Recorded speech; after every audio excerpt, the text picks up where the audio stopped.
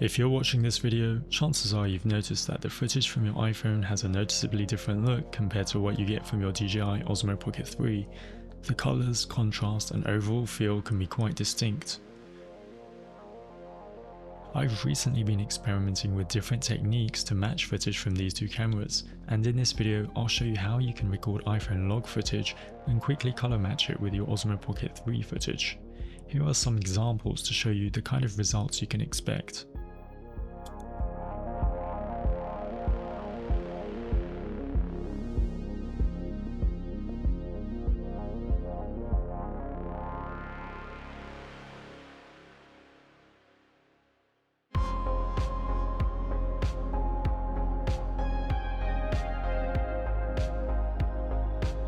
But before I walk you through the details, let me briefly share why I wanted to solve this problem in the first place. I recently took a trip to Okinawa with the intention of documenting the entire experience using just my Osmo Pocket 3. However, as it often goes with travelling, I found myself more caught up in enjoying the moment than focusing on filming. As a result, I came back with much less footage than I had planned. While the Osmo Pocket 3 is portable and easy to use, there were still plenty of times when it wasn't quite within reach. On the other hand, my iPhone was almost always right there in my pocket. Looking back, I wish I had been more open to capturing footage with my iPhone and not worry about it looking out of place next to my Osmo Pocket 3 shots.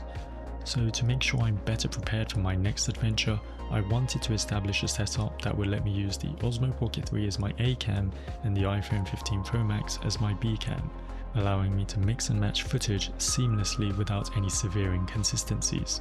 The most crucial step in matching footage between different cameras is to start with the right settings. If we shoot with the standard color profiles, they come with a baked-in look that's harder to match across different cameras. While it is possible to match this type of footage, the results can be a bit hit or miss. To give ourselves a more neutral starting point and maximize our color grading flexibility in post-production, it's best to shoot in D-Log-M on the Osmo Pocket 3 and Apple Log on the iPhone 15 Pro or Pro Max. On the Osmo Pocket 3, this is fairly straightforward. You just need to enable Pro Mode and select the D-Log-M color profile before you start recording.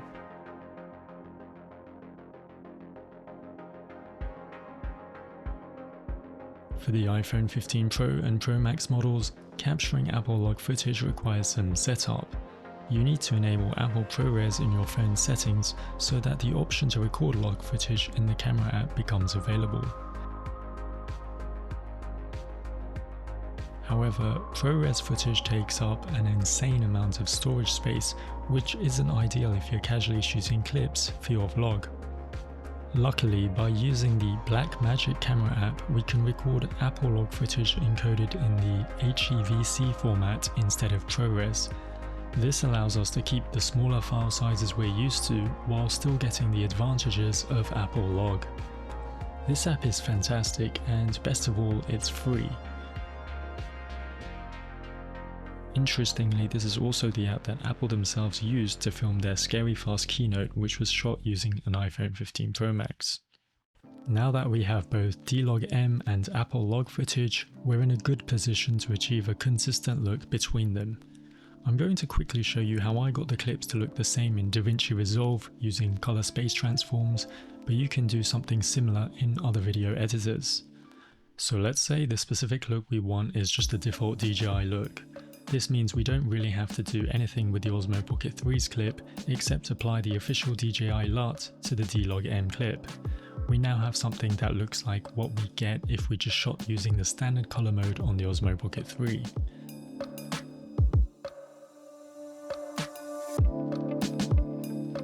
However, for the iPhone footage there's a bit more work involved since we can't just chuck the DJI LUT straight onto the iPhone's clip.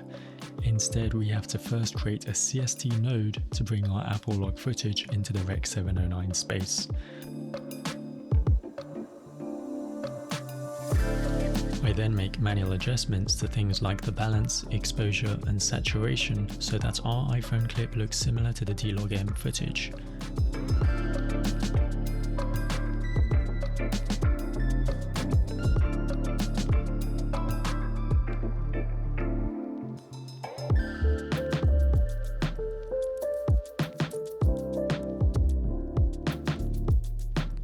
Finally, I can apply the DJI LUT to this, since this suggested footage closely resembles the intended input for the DJI LUT. Now, this is just a quick and dirty way to go about this, but it's good enough for demonstrating that by shooting an Apple log, we have the flexibility to make these adjustments and achieve a consistent look. While manually matching footage can work, it can also be very time consuming, and if you're new to color grading like I am, you might find it quite challenging to get clips from both cameras looking similar. One way to speed things up is to use conversion LUTs. These LUTs are designed to take log footage from your camera and convert it into the Rec. 709 color space. If you purchase conversion LUTs from the same vendor, they're usually designed to match across different cameras, giving you a good starting point for your creative color grading. However, I didn't have much luck with LUTs in my case. Here I'm showing you what happens when I applied Gamut's D-Log-M based LUT to my Osmo Pocket 3 footage and Gamut's Apple log based LUT to my iPhone footage.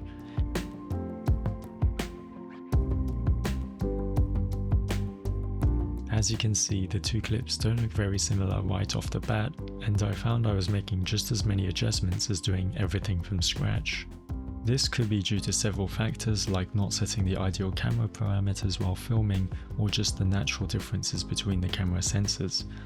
But for casual vlogging, this level of setup wouldn't be very realistic anyway. After doing some further research, I then discovered this plugin called CineMatch.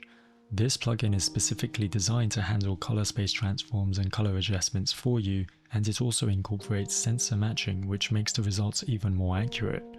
After trying this plugin out, it quickly became my favorite way of achieving consistency between my D-Log-M and Apple log footage. Let me show you how to use it because it's really quite simple. Instead of using DaVinci's CST nodes or using conversion LUTs, we use the CineMatch plugin and set the correct camera source and camera target profiles.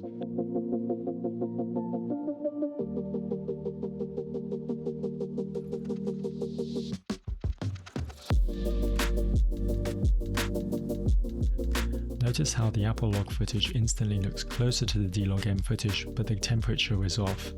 This has been a common theme in CineMatch for me. Colors look off initially, but just by adjusting one or two sliders in the primary corrections tab of the plugin, we can quickly get clips looking very similar.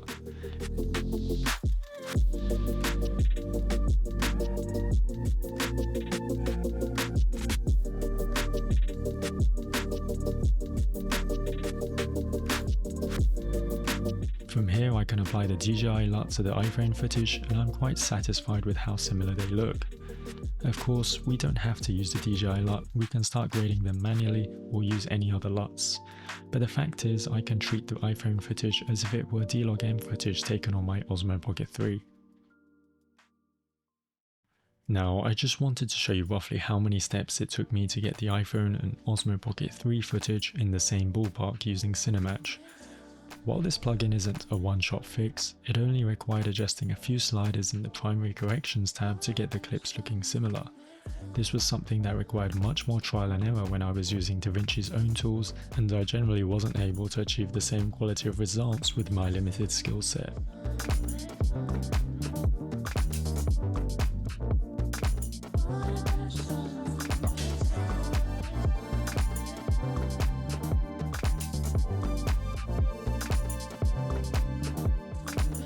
I also wanted to mention that while I'm not showing you it here, the plugin also has various secondary corrections that you can further apply to bring the footage even closer in color and tone.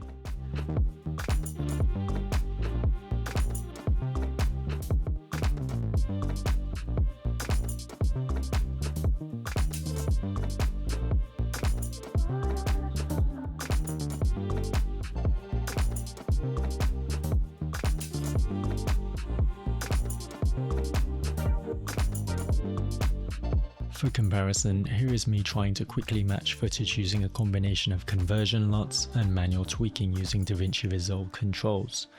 I managed to get my Apple log footage looking closer to the Pocket 3's, but it still looked a little off.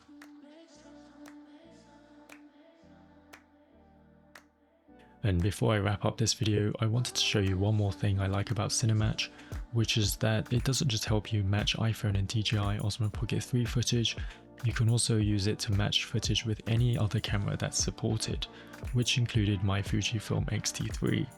So overall, I'm really happy with my purchase. I know that my results might not be good enough for professional stuff, but it's definitely been good enough for my more casual use case.